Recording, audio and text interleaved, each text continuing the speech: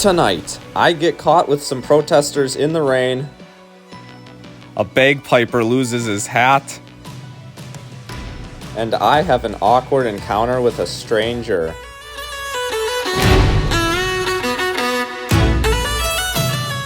After a long 6-hour flight or so, welcome to London Heathrow. For spring break, my mom and I embarked on a week-long journey through England.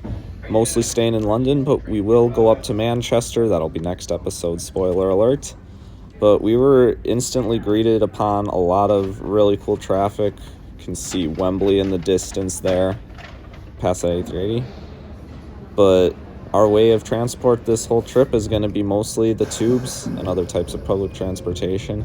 And honestly, this system was really cool. The chairs were pretty comfortable, the seats were. The Underground is the world's first major subway system with the Central Line, and we actually will be riding that line later in the trip. The hotel we stayed in was the Holiday Inn in Hammersmith and Fulham. It was right by Hammersmith Station, so in a really good location. They served English breakfast daily, and it was complimentary, and it was what this man would call very good. Week before the trip, I had the opportunity to go to UW-Madison and listen to Boris Johnson, the former British Prime Minister, give a lecture, and you could say it was in preparation of the trip. But without further ado, let's get going on the streets of London. After a few hours to regroup at the hotel, we are now walking through the Chinatown on our way to Leicester Square. It was really cool seeing this Chinatown. Then there's the Hippodrome Casino close by. We were mostly just walking the streets. It was a Saturday night and we just came in from the US, so we were taking it mostly easy. In Leicester Square, there were many British and American pop culture icons, including my mom right there with Bridget Jones, and then of course my picture with Mr. Bean right here. We also got to go into the National Portrait Gallery, so like the one in DC, which I have done a video on. Make sure to go check that out, DC Adventure. There were a lot of monarchs. There was a good Tudor exhibit. That would have been a big piece of history we learned through the week. Another Saturday night to do is Covent Gardens here. There were a lot of street performers kind of in an alleyway. We saw a few street performers, including this guy. It was just a really nice thing to do, walk around, get to know the city a bit, and let me tell you, in West London, the airline traffic is really cool from Heathrow. But we have one more thing to show you. That is Piccadilly Circus right here, what my mom calls knockoff Times Square. That was our first day in England. Now let's go on to Sunday. Mom and I were up early on Sunday, so we decided to take a little river walk in West London, and it led us right to Craven Cottage. And actually, we got to go into the stadium because there was an open coffee bar and they have like a little hotel there. So heard there's also plans to open a pool on the top level of this stand. All in all, it was pretty cool to just get to go into this small historic stadium of Craven Cottage. We will be checking out Wembley and the Etihad later on. And here's me on the Putney end as we head toward the Putney Bridge. We took the Underground, and here we are at our first stop on this Sunday, Westminster Abbey. When it comes to seeing historical cathedrals and churches, my mom's hack has always been go to church. You get to hear the word, you get to do your church, and then you can go do your sightseeing on the way out.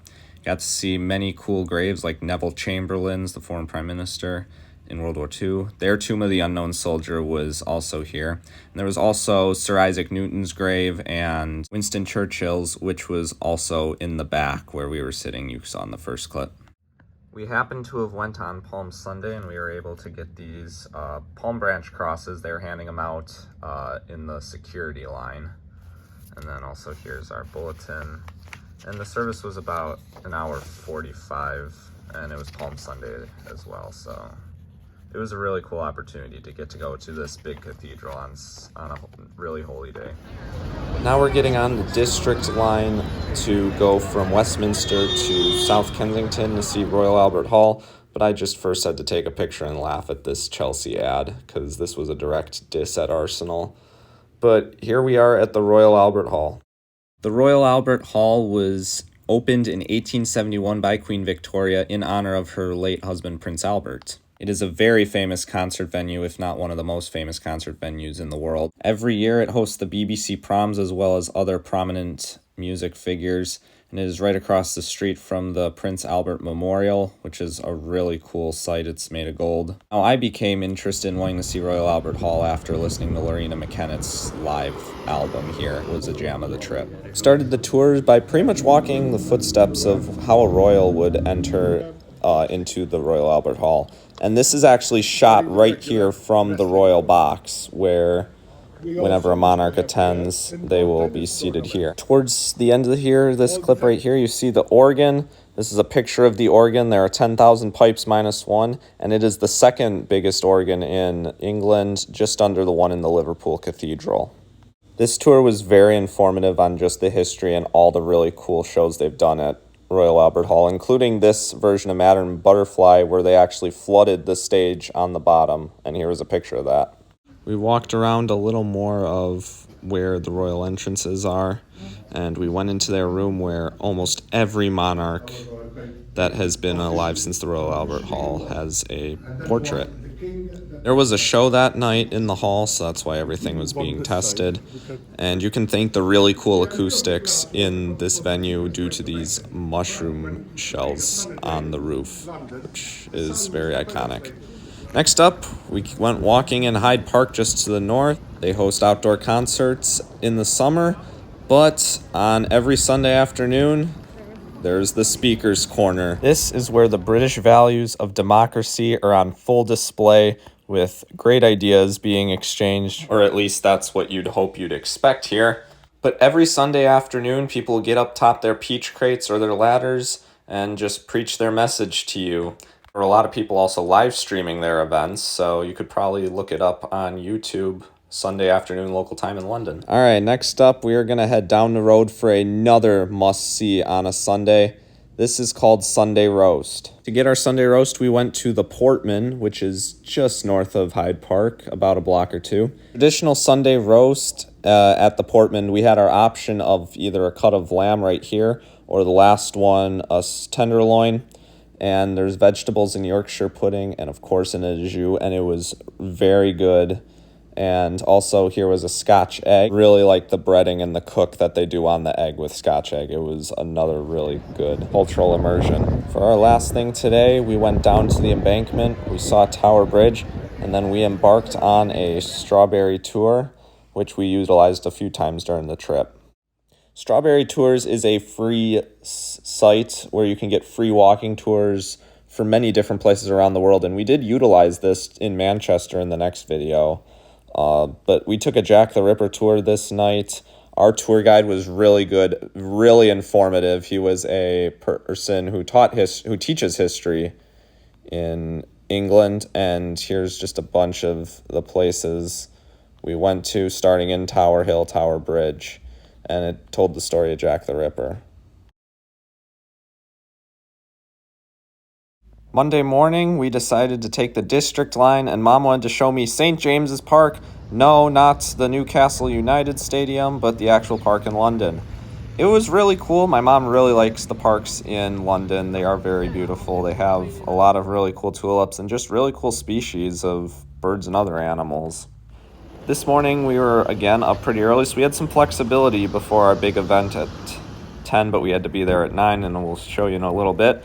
We saw a few embassies like this one, and then we also got to see the Clarence house where King Charles III lives. He does not live at Buckingham Palace. He actually lives here, but he didn't look like he was in town while we were there. All right, now is the main event of the morning, the changing of the guard at Buckingham Palace. It happens every Monday and Wednesday at 10 in the morning. And here we are. This place and this whole plaza was really cool, and there are guards just marching by the whole time. This isn't the actual changing of the guard yet, but you do need to be there an hour at least early, or otherwise you will not have a spot. See the crowds in a few moments here. I know an hour seems extreme, but trust me, it isn't. So what did we do for waiting for an hour? Because we're not even, like, at 15 minutes. This is the line.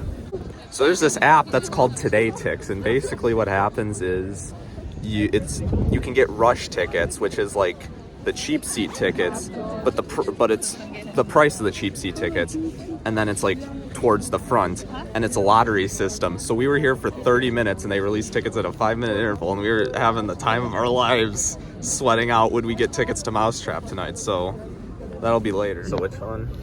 So you see the F? Yep. It's right there. It's in that 9 and 10 in that row for the $26 ones. That app was fun, and we also used it for 6 later in the trip. That'll be in video 3. And now it is time for the changing of the guard. I'm gonna sit back and just let you enjoy.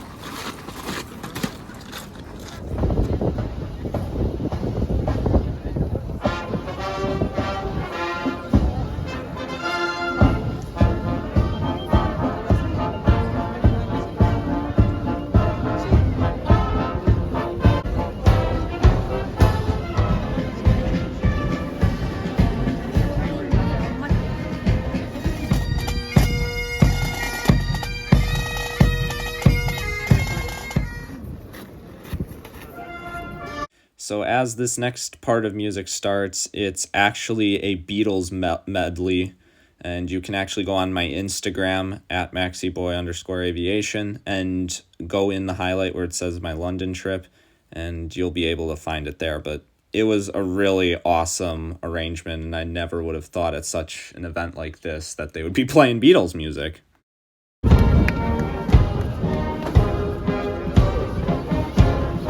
After the changing of the guard, we had some lunch at a really good Arab place. It was really good. And we also went now across the river, one of the only times we will go across the River Thames, to Third Globe Theatre. The first one was made by Shakespeare, and it got burnt down. The second one was destroyed in the English Civil War, and in 1997 they made this third one, which was a replica of these Globe Theatres. It was a really cool experience to not only learn about the Globe Theatre's architecture, but also how Shakespeare composed his plays, and also a little bit about English dialects between American and British. They still do host shows at the Globe Theatre, and there were rehearsals like Royal Albert Hall when we were here, so that was also cool to see. Next, we went next door to another free museum, the Tate Modern. It was a modern art museum, which means that there are some very complex works, as you can see. And some of this art actually blew my mind. It was crazy. It wasn't just your ordinary paintings and sculptures. It was full-blown arts to the next level. Look at kind of just objects in the corners. It was pretty. Some of these pieces were very interesting.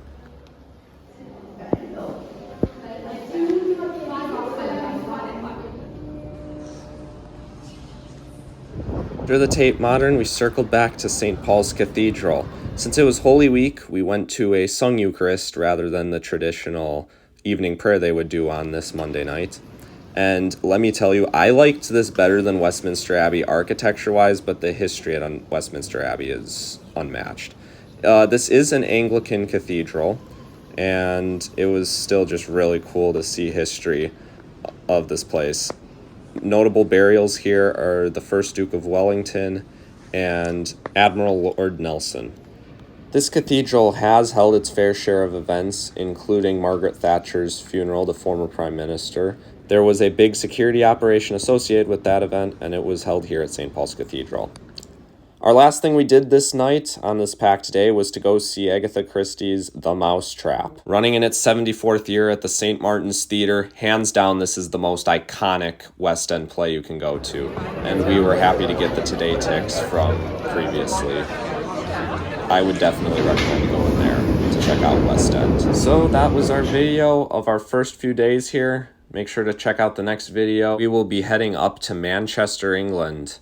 And you can do that by making sure to like and subscribe, and also check out my Instagram for more aviation and travel, and I'll see you next time.